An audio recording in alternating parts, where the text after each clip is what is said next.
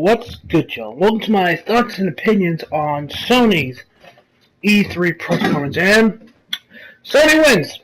Sony wins again.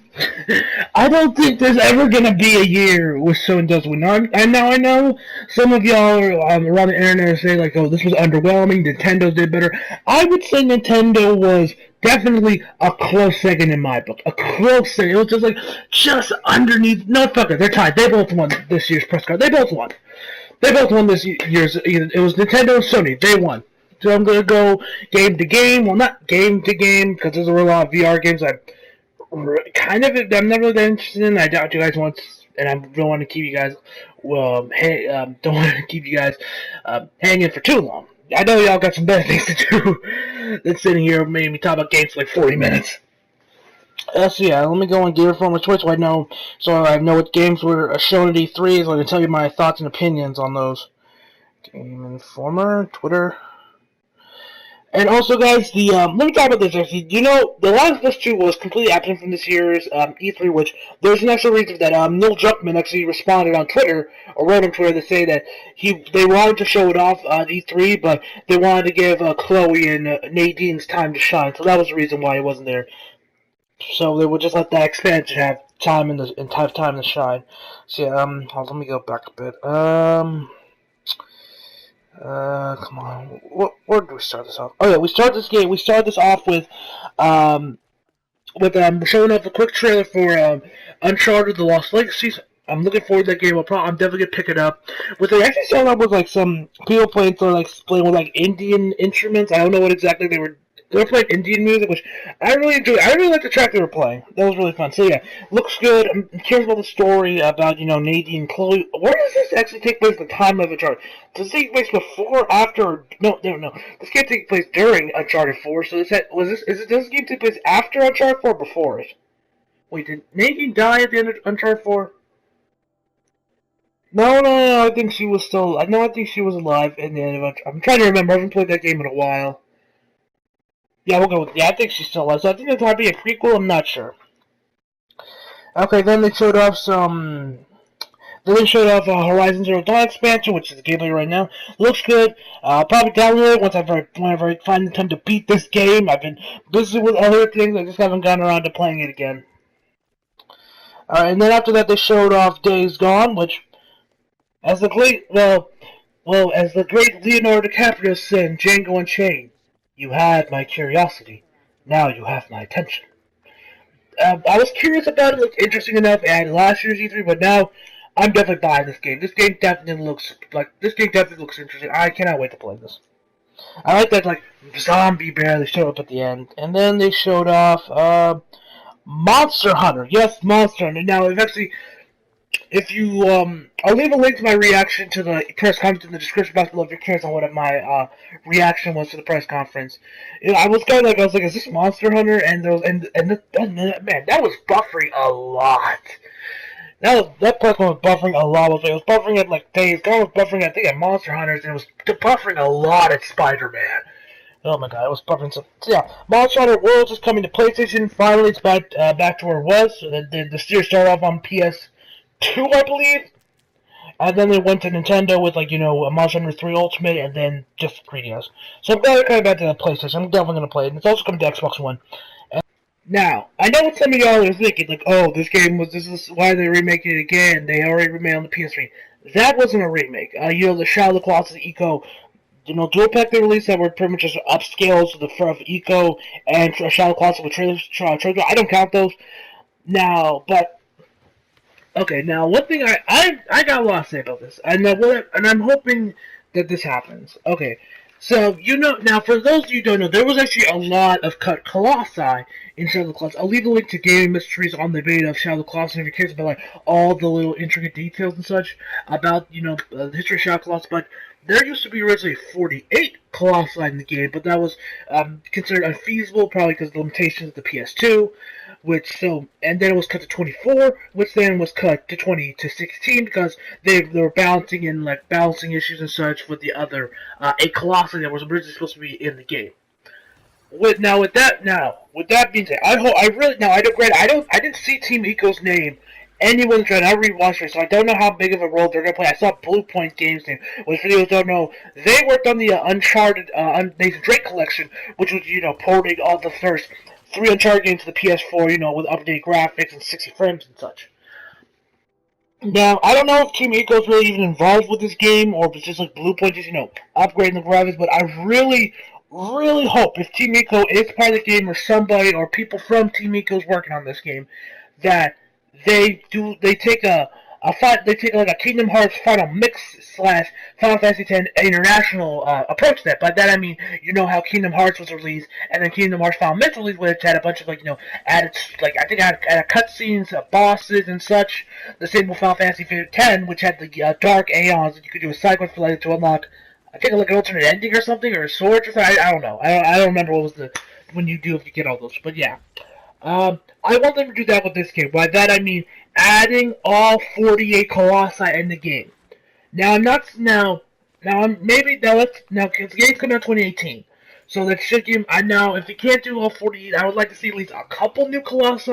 Some of the Colossi that were cut from the game in this game. I was originally planning on one day getting the Eco Shadow Colossus dual pack that they released with the HD collection on the PS3. I'm not gonna buy that anymore because I'm gonna wait for this remake. I'll probably still buy that to play Eco, but I am really excited for this game. I really hope that they either add all 48 Colossi in the game as like DL. Now, I've not seen that they should, but I'll be like, for like the story. I think that for the story they should just leave it untouched, maybe add some lore, some extra cutscenes to expand the lore of Shadow Colossus, but I say leave the 16 that you need to actually beat the game, and have like the other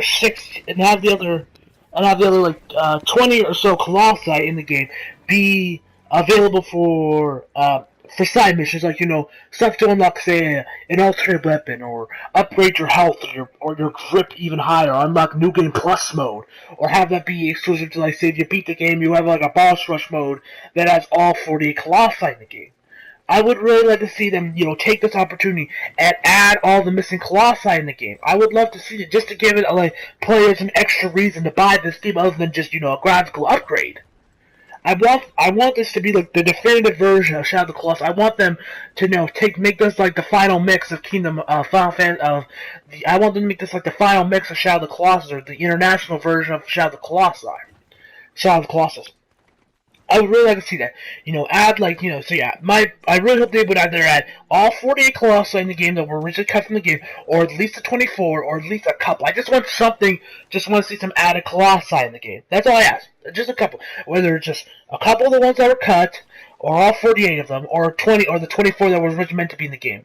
I would also like to see the return of some of those cut items in the game, because I'll leave a link to Gaming Mysteries on the Shadow Clouds, like I said before, for curious what the but there was the Mask of the Titan and the Eye of the Colossus. The Eye of the Colossus would let you. It's like kind of like that one mechanic in Siren. For what you guys don't know, Siren was like this. I believe it was created by this one of the guys that were part of Team Silent. He left Konami after the first Silent Hill game and created his own horror franchise where it had this mechanic where you can lead, where you can hit one of the buttons and you can see one of the monsters, the zombies that were chasing you, see where they are, see where they're looking, so you know where I should go, where I can't go, so you know where to go. Because I don't think weapons were in that game, so you were pretty much all alone. So that could help you, survive, student stealth and such. So you can see what the enemy sees, so you know if they see you, if they're nearby, how nearby, so you know where and when I should go, hide, and such and such. Which kind of did the same thing where you can see the eye what the Colossus sees, and yeah. So you can still see what the Colossus sees, so that would help make bosses a little bit easier, I guess. And there was also the Master Titan, which allowed you to, do deeper, which allowed you to inflict more damage on Titans. Not Titans, on Colossi. On Colossi. So yeah, that's what I would like to see. I just want to see, some extra see some of the cut Colossi in the game, bring back, if you can't do all 48 of them, like the original game was planned, if you at least give us a couple, or the 24. My dream version of this game would probably be all 48 Colossi in the game, and yeah, all 48 Colossi in the game, and maybe one of the cut items were brought back in the game. A lot of the Colossi were cut off because of but they all had good reasons. The 24 Colossi, they all had good reasons for the other 8 to be cut. But I would like to see them bring something back. Maybe as side missions you can do you know, for like an extra, like maybe an alternate ending, an extra cost, an alternate costume, an alternate sword, bonus, you know, concept art, a behind-the-scenes documentary, something. I don't know, more than just a trophy. But yeah, and so yeah, that's very much my thoughts on Shadow Colossus. I'm very much looking forward to that remake. But oh my god, the crowd was completely dead.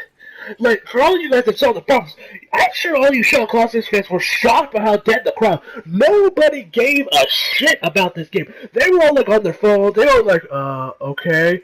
Like, because remember, but yet when the Lost Garden was re-revealed, like it's still a thing back in like what 2 years ago. Everybody lost their shit over that game. But now nobody gives a shit about Shadow of the Colossus. I mean, come on. This is Shadow of the Colossus. Have some emotion. The only emotion I should be seeing shouldn't just be from reactions off of YouTube. I should be seeing it in the crowd. But whatever. Then they showed off some of Marvel vs. Capcom Infinite, where they revealed that there's actually a demo out on PS4 right now. You can download the demo. There's a story demo for it that you can download right now. I'm currently downloading on my PS4 right now. And then after that, they showed off and then they showed up some more COD World War II footage. Very much looking forward to that game. I haven't been looking forward for a content since like Modern Warfare 3. So yeah, I'm very much looking forward to this game. And then they showed up a bunch of VR titles. They look good. Yeah, the one that is Impatient, that one I'm a little curious about, but yeah, all of them look really cool. And they also showed off Final Fantasy 15 coming to PSVR, or it's pretty much just a fishing mini game in VR. It looks like just that. And Skyrim's coming to PSVR as well. And then they showed off God of wait, did they? Yeah, I think then after that they showed God of War 4 or God of War, whichever one, where they showed off like more gameplay, a little bit more of the story, and it looks amazing. I can't wait to play God of War 4. But I'm really curious, who let Kratos fuck him? Like who did Kratos fuck? Like, I want to know who, like what did Kratos do? Because remember, Kratos is very angry. He's over there saying like, I will kill Ares. I am the god of Olympus, and like, I will kill Zeus. Like, who did he manage to? Who was the mother? I want to know.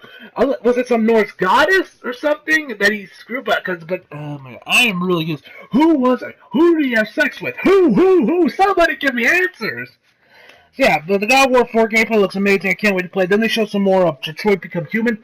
Looking forward to it. Developed by the same guy that gave you Heavy Rain and Beyond Two Souls.